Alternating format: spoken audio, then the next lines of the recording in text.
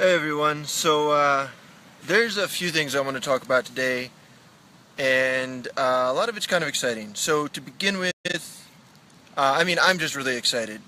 Maybe that's just me. To begin with, notice this shirt that I'm wearing? This is a Milky Chance shirt, currently my favorite artist. I went to see them live last night.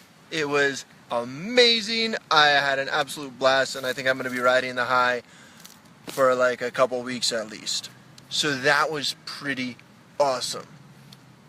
Okay, something else that I'm really excited about right now is today I had the opportunity for the first time to go with one of my clients to her therapy session. And this was really awesome for a couple reasons.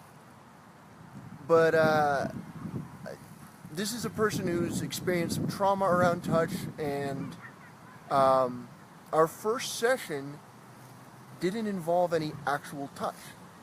It was getting used to the idea, getting comfortable with the notion sort of time.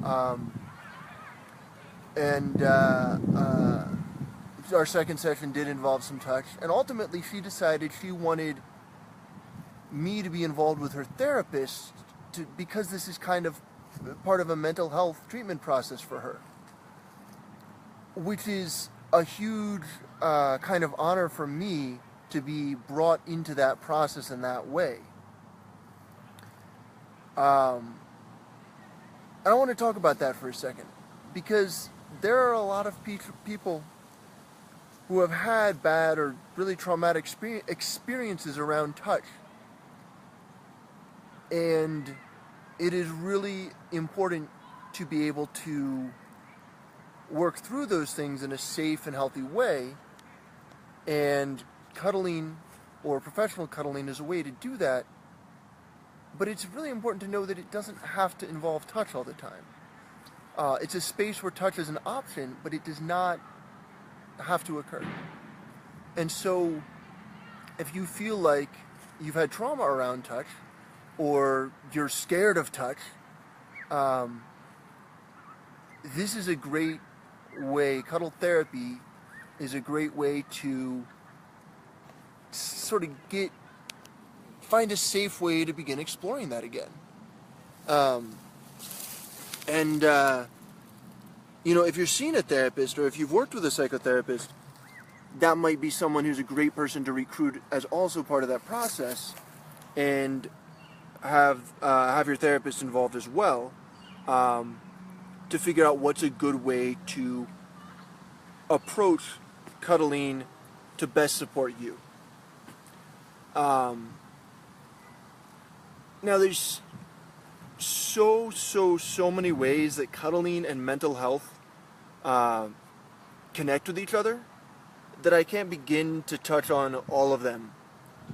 I do want to say that when mental illness is a barrier, whether it's something like anxiety, which is very, very difficult to deal with at times, and especially if you're anxious around being touched, it's hard to be touched. Depression, which often leads to isolation. A lot of other things that involve impulsive behavior, where it can be difficult to maintain your boundaries in exactly the way you want to. All of these are things that can make really nurturing physical touch difficult and really extra valuable, along with an infinite number of others. And when I say it's being impulsive and not wanting to maintain boundaries, I say that with the awareness that in a professional cuddling session, the provider will help you maintain those boundaries, will help be clear about those boundaries with you, and will help ensure that you learn to maintain boundaries. So what I would like to do right now is offer, and it's still the beginning of October, so I'd like to say for the rest of the month of October, if you consider yourself in mental health recovery, I would like to offer you a free cuddle session.